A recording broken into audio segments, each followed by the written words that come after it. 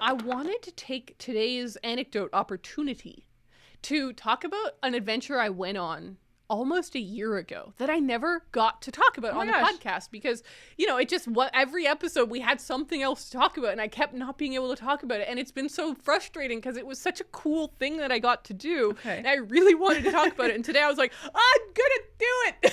It's time. So last April, or last May, no, it was end of last April. So it's almost a year now. I went and visited Cambridge Imprint. So Cambridge Imprint is a small business. It's a studio. It's this beautiful, beautiful paper making studio in England, in Cambridge. Can you imagine? And so basically, as you know, like I do bookbinding, and I had gone to a bookbinding workshop, and my friend Mary Lynn there, she brought her own beautiful paper. Because you know you've gone too far, and I'm at this point now where you bring your own paper to class. Yeah. Anyway, she had this gorgeous paper, and I was like, where is that from? And she's like, Cambridge Imprint. And I was like, oh, never heard of them. So I looked them up, and I just found like, oh my God, their stuff is so beautiful. And I just couldn't believe, I was just obsessed with it. So I was like, I would love to visit them when I'm in England next time. Mm-hmm. Start looking it up. They don't have a public facing shop or anything. And so I was like, maybe I can't actually visit them. And then I thought, hold on. You can always ask. Where there's a will, and I felt like an artist in the 1920s. Oh. And I was just like sending a letter. It was an email, but sending a letter. And I was like, hi, I'm Ariel. I love paper, and I think your paper is really cool. And I know you don't have a public-facing situation, but could I come visit your studio? Like, I'm so curious about how these types of papers get made and how this kind of business works. Like, I would just love to go and meet you guys. And they were so nice. And they were like, absolutely, we'd be like super happy to come host you for a cup of tea. And I was like, this is the coolest thing I've ever done. It's cute. So I abandoned Connor in London, and I got on the train, and I went up to Cambridge just for the day. I almost got lost in a bus on the way there because it's not a shop, right? So it's not in the middle of somewhere retail-y. It's kind of in the middle of nowhere. Got there and had the loveliest hour ever. I got to meet them. I got to see the work that they do. I got to talk to them. This was pre-book truck. Like I hadn't built the truck yet. And so they asked me a lot of questions about the truck, and I was telling them all about that. And I just loved the ladies that worked there so, so much. Like I'm actually obsessed with them. And so first of all, they gifted me a mug, and it is now like my favorite mug ever. And every time I use the mug, I'm like, I gotta talk about them on the podcast. Wow. But then also, I went to a bookshop in Cambridge where that's their main stockist. Oh, cool. And I bought so many things. So I want to do a little haul for you today.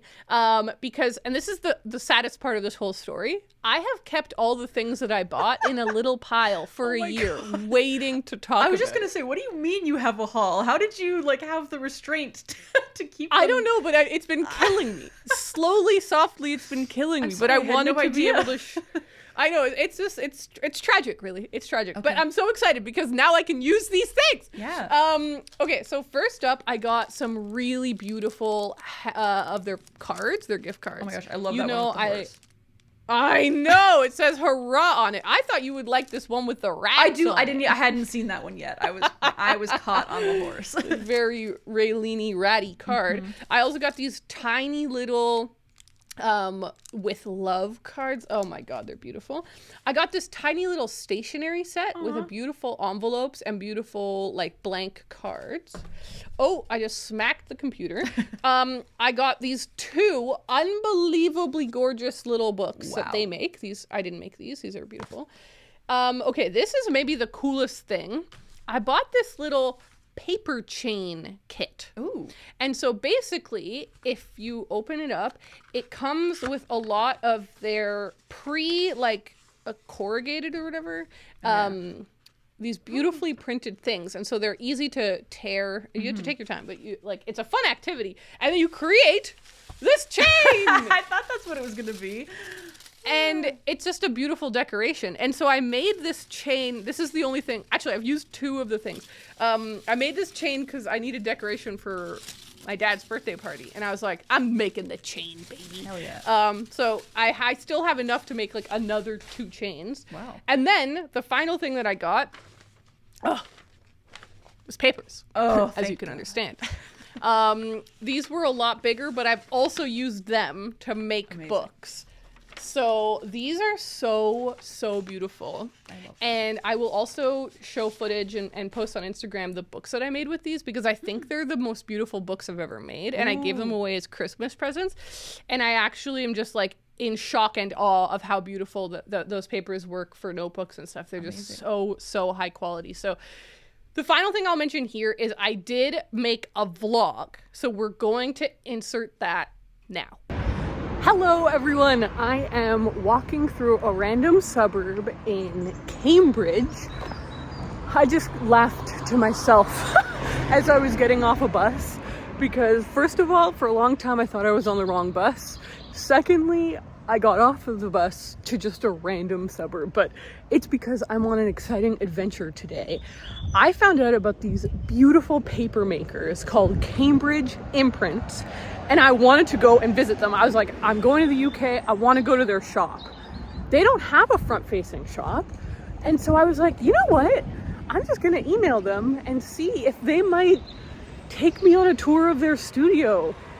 And I reached out and they have been so lovely. And so I am going there today to go and see how they make their papers. I'm now going through a very picturesque, other than that discarded beer can, but that's part of the British experience.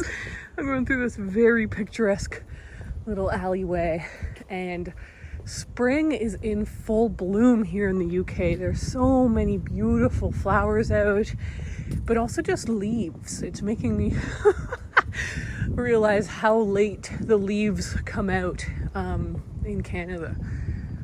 This is nice. I've arrived at the spot that it's at, and it's really cool. It's clearly like it used to be a functioning mill, and now it's all been converted into different units where people are doing different cool things. Like it's a bunch of little offices and workshops and stuff. I believe that's the one I'm going into. Look at how cool that is. Wow. As I entered the shop, I felt really shy and a little nervous, but really excited to see this gorgeous space. I knew it would be beautiful. I knew a place where you made gorgeous papers would be beautiful. And it was. I loved talking to the women there so much. I loved seeing everything that they pointed out to me and just existing in their creative space for a while and listening to how they make their art. I think that's so cool though. It shows how the different iterations will come to be.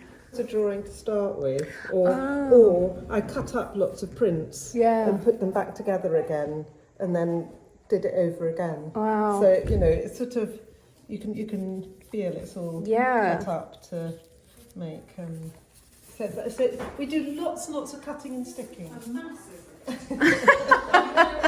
Because it just looks so interesting with only one layer down, you know. But and I think that is the sort of magic, that if it looks good with one layer, it's sort of going to work. It's going to work. Yeah. Those are beautiful. Different samples of everything. It's only really useful to have it, so if someone asks something or wondering about anything, you can actually feel and touch the product and look at it. This accurately reflects the process where you just actually, there is no end to the number of so many iterations until, and then the way I really make them, and I think Jane works the same way, as you print it in loads of different colours. And then you cut all the bits, and then you sort of assemble them like, this bit is pink. I just left Cambridge Imprint. It was such a lovely time. I feel so grateful to everyone that I met there, everyone I got to chat with. I absolutely loved it. It was a highlight of this trip, but just I am going to reflect for a while about it, and I'll get back to you because it was so nice. I walked away from their studio just feeling so glad that I had taken the leap and reached out to them, and so grateful that they opened up their studio to me and, you know, hosted me for like an hour out of their workday. I got to sit with them and have a cup of tea, and I told them all about the mini truck bookmobile project I was working on. And then afterwards, I went to Heifer's Bookshop, where they have a lot of their stock there, and I bought a bunch of stuff. I bought a bunch of papers and gift cards and things, and they also gave me some stuff, so I think it is time for a haul. So I just want to thank the ladies over at Cambridge Imprint so much. They were amazing. Their products are beautiful. I am obsessed with their work. And I'm so glad I finally got to tell you all about them. Yeah. And you should all follow them and buy their stuff because they're great. And there you go. That was an adventure I did a really long time ago. Well, I guess, okay, I actually have a question now since you're talking about Please. this. Have you Yeah. made any books recently? I have, actually. Oh, cool. I've been making books like crazy for some reason. I think I'm just very stressed. And so then I'm like, I should make a book right now. That's Actually, good. let me grab a book to show you, Ray. So for my birthday, my friend gave me this really beautiful paper, like handmade paper, and I just made it into a very simple booklet with just a little French link stitch on the spine there. Just because I was like, I don't know what else to do with this paper other than just bind it and use it as a little very like commonplace little notebook. So that's fun. But the one that I made recently that was fun was this one. Cute. With my own wallpaper. Oh, I was thinking that looked familiar. I was like, where have I seen that before? That's crazy. I love that you did that. I had some wallpaper scraps left over, and I was like, that could be used for That's a book. amazing. And so I made this very pretty. That's upside down, I think. I made this very pretty little journal. Some really nice rice paper on the inside as well. Isn't that cool? I love thought that was so fun. much. That's beautiful. I'm glad I asked. Yeah, so I think I've been making a lot of books, more books than usual, actually, which is interesting.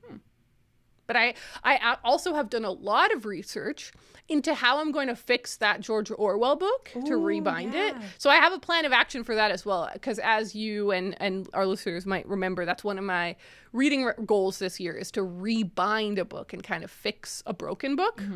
I'm very excited about that. I've got a whole scheme up in this mind of Oh my mine. gosh, I can't wait.